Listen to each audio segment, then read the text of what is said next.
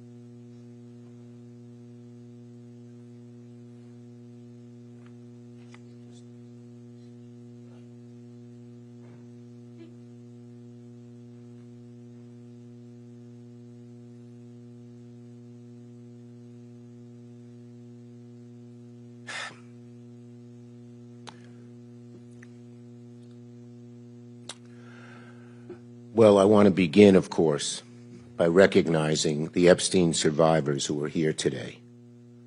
Virginia Giuffre's family, who traveled here because they believe, as I do, that what happened to Virginia and to all the victims here today and throughout the world must finally lead to change.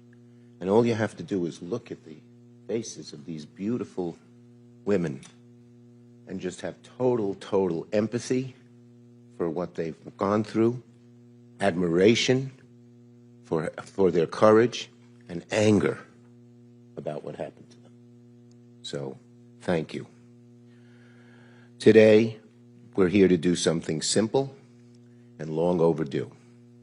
Today, I'm introducing Virginia's law, legislation to end statute of limitation barriers that have kept survivors of sexual violence from justice far too long, and to create new legal avenues to pursue justice.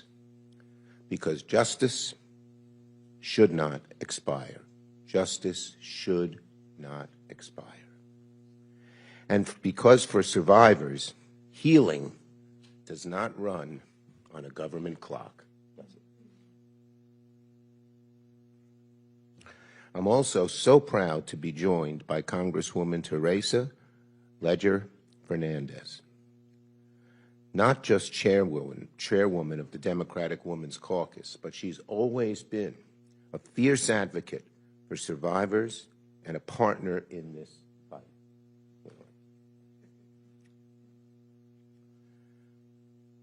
She's a champion and a fighter, and that's what a bill like this requires, a fighter who will relentlessly push for the cause of justice. Justice. That's what we demand, justice. And here is World Without Exploitation and Sigrid McCauley, whose work, along with the survivors, helped shape this legislation. We thank her. The bill exists. Why? Why does the bill exist? Because people refuse to accept silence as the end of the story. It's that simple. It cannot be when something this dastardly and this terrible and this heart-wrenching happens.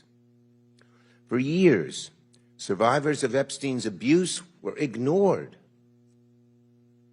They were doubted, they were silenced, they were dismissed. And even when the truth finally came out, even when the world finally listened, too many survivors were still told by the law, it's too late, your justice has expired. Not because the harm wasn't real, not because the abuse didn't happen, but because the system ran out the clock. When they were told, it's too late, your justice has expired, we aimed to change that. And that's what we're trying to do today. When you say the system ran out the clock, tough rocks, too bad, too late, that's not justice. That's a system that protects abusers by waiting survivors out. Our law, Virginia's law, changes that. It allows survivors to seek accountability when they're ready, when they're strong enough, supported enough, able to face the weight of civil litigation. Sometimes it takes years to recuperate from the horror that occurred. Why should the government say, well, we're setting an arbitrary time when you are able to pursue your case? Our law makes clear that abusers and those that enabled them cannot escape responsibility by running out the clock. It makes clear that the law will empower survivors to pursue justice, and it recognizes something survivors have always known. Time does not erase harm. Time does not erase harm. Jeffrey Epstein depended on silence and fear, on a system that protected power instead of protecting people. Today we are saying no more. This bill carries Virginia Giuffre's name because she spoke when so many were told not to. And because her story and the story of the survivors standing here today, and we salute you again, all of you, for your courage.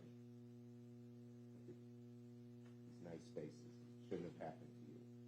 It shouldn't have happened to you. So, no survivor should ever be told again that the law failed them and that time mattered more than truth. The survivors of Jeffrey Epstein have waited long enough. Virginia waited long enough. The time for justice is now, and Congress must act. So now let me call on our great leader in the House, Representative Teresa Leger Fernandez. Where'd you go? Thank you. Thank you so much, Leader Schumer, for your amazing work on this issue, which is not new. You have championed these issues for many, many, many years in the House and in the Senate. But I want to also acknowledge the survivors. We have shed tears together because what happened was horrible. The cover-up and the abuse that continued by refusing to acknowledge the pain and the crimes and everything that happened was also an injustice. And that's what we are here to do today, to say that justice delayed is indeed justice denied. And one of the lines that the survivor shared with me early in the many meetings we've had, and it's chilling, it's a chilling warning that Jeffrey told them. He gave them this warning. He told the women and young girls, I have the government, I have the banks. In other words, you are powerless. Imagine hearing that from the man who abused you. Imagine being a young girl, a young woman already traumatized and being told that the system, the government, the institutions, the courts, the powerful are on his side. That he and those to whom you were trafficked are untouchable. That the world is made up of the powerful who are above the law, above reproach, and you are disposable as a mere object of sexual use and abuse. And for too long, those sexual predators have been protected by their wealth and power. And now, with the help of Donald Trump and Pam Bondi, the pedophiles and sexual predators are being protected by our government. But today we're one step closer to proving Epstein wrong. But this bill is bigger than Epstein. It's bigger than the abuse that the victims endured. It takes years for victims of abuse to feel safe enough to come forward. And time should never be a weapon in the abuser's arsenal. Virginia's law eliminates the statute of limitations for key federal civil claims brought by survivors of trafficking and sexual exploitation. It includes a look-back window, so survivors who were previously barred, who were told, no, you do not have access to the courtroom, so they have time to now go back and seek justice. And it clarifies that traffickers cannot escape accountability by committing abuses in another jurisdiction. You don't get to escape prosecution by simply putting predators and victims on a plane to a private island or a mansion in Florida or a ranch in New Mexico. Because justice should not depend on a calendar. Justice should not depend on geography, and it should never depend on how powerful your abuser is. To Virginia Giuffre's family, thank you, thank you, thank you for letting us use her name in this law. It's her courage that we are honoring today with Virginia's law. Her courage unlocked the first set of gates that were protecting the rich and powerful. This bill will unlock the doors to the courthouse for the survivors. And to every Epstein co-conspirator and sexual predator, we're coming for you. And to Donald Trump and Pam Bondi, how dare you? How dare you use the Department of Justice, a government agency which by its name is intended to bring justice, to use it to prevent justice, to protect yourself and that predatory circle of abusers. And so I join with the senator and with the leader. Yes, let's pass this bill. Let's prove Epstein wrong. And now I want to recognize, as I was talking to Sky and Amanda Roberts, we talked about how they couldn't have imagined that this day would come. And we talked about how, yes, it's been a long journey. But before Virginia, there was one of those big arroyos or chasms that you see in New Mexico, right? There was no way to cross it. But what Virginia did was build a bridge. And now we are crossing that bridge because of the bravery and the words and the wisdom. And I'm sorry for the loss of Virginia. But she has left something so powerful for all victims. And so I now like to recognize Sky and Amanda Roberts.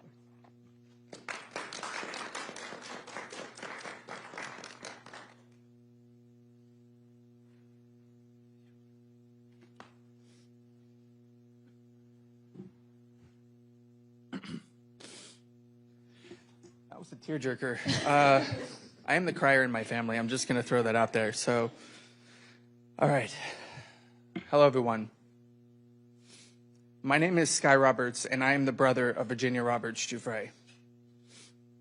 I am deeply honored to stand here today alongside some of the most extraordinary people you will ever meet, including World Without Exploitation, Congressman Chuck Schumer, Congresswoman Teresa Ledger Fernandez, survivors of Jeffrey Epstein, and the legendary Sigrid McCauley, known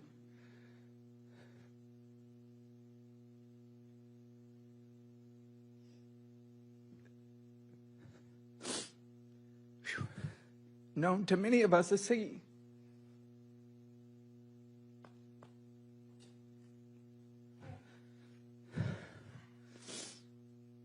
I want to begin with a single word, a word that meant everything to my sister, a word we will not stop fighting for until real justice is served. And that word is change. Virginia's dream was to inspire and empower survivors to come forward. In a world that too often turns away from abuse and pushes it into the shadows, she wanted to bring light. That light is change. Virginia's dream was to inspire and empower survivors to come forward. One of the main missions of her nonprofit, SOAR, was to eliminate the statute of limitations on adult sex trafficking. She talked about it all the time while elevating the voices of survivors, alongside her publicist and dear friend, Deanie Von Muffling. Today, we give Virginia her voice back. We amplify the voices of survivors around the world. Today, we send a clear message to perpetrators everywhere by introducing Virginia's Law. We are introducing Virginia's Law because survivors deserve justice, not expiration dates.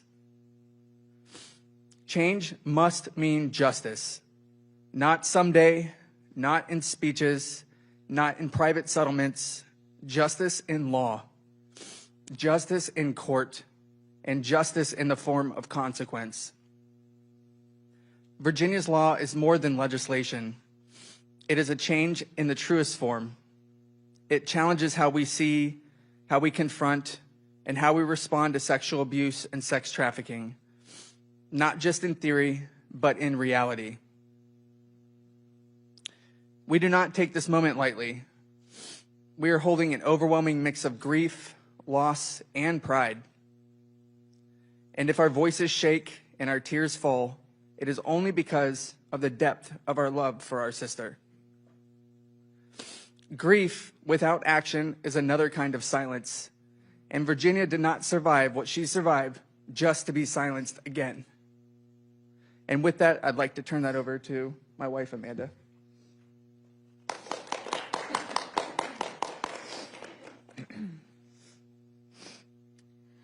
Virginia was a passionate voice, a fierce warrior, and an unwavering advocate for survivors everywhere.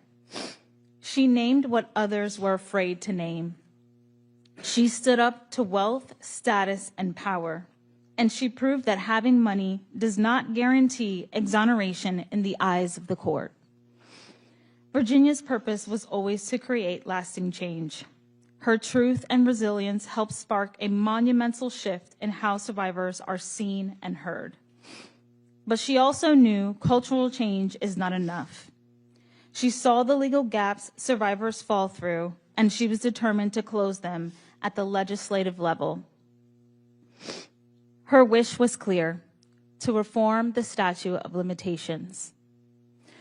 When a child, teenager, or adult experiences sexual abuse, it is a profound violation of both the body, mind, and spirit.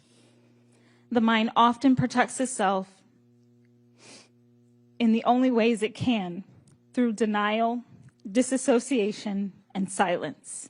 It can take years, even decades, before the walls of trauma begin to crack, and a victim can truly understand what happened.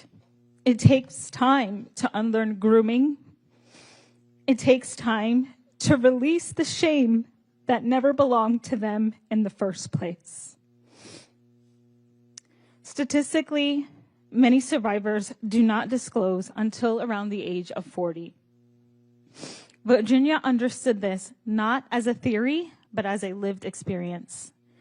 Virginia's law does more than honor her legacy. It protects the future of every survivor. It says legislatively and legally, we see you, we believe you, and what happened to you matters. It says you deserve the right to seek justice, no matter the status, wealth, or power of the person who harmed you, and no matter when the abuse occurred. To every member of Congress, mothers, fathers, sisters, and brothers, we ask you to stand with us, stand with survivors, and say no more. No more silence, no more systems that protect the powerful and deny justice to everyone else. No more laws that treat survivors as though time can erase harm. Pass Virginia's law. Let this be the moment this country chooses accountability over denial, courage over comfort, and justice over obstacles. Page 361, Nobody's Girl. We need to make it easier to punish those who victimize others.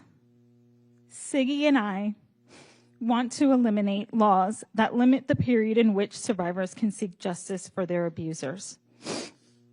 Virginia put that into writing, and we're here to put that into law.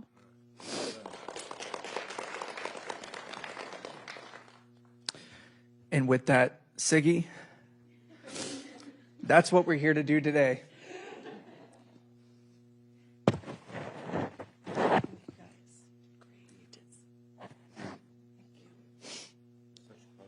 Now everybody knows my nickname. This is really a watershed moment for survivor rights, the announcement of Virginia's law. And as you heard today, the genesis of that law is to get rid of the statute of limitations so that survivors can work on their own timeline. With the passage of this law, no longer can abusers weaponize the clock. Survivors can act when they're ready to act. As you heard, and as Virginia and I both experienced together, many survivors don't come to terms with their abuse until many, many years later. And they deserve the right to be able to bring an action when they're ready. That's what this law does. It is heartbreaking to be here announcing this without her. But I will tell you that her voice is being heard loud and clear. She is saying, all Americans, Democrats, Republicans, Independents, all Americans, need to come together and pass this law. It's the right thing to do. It's the thing we need to do now. So please, pass Virginia's law. Now I'm going to let Rebecca Zipkin come up from World We. Without this group, we wouldn't be here, so we're all very grateful for that.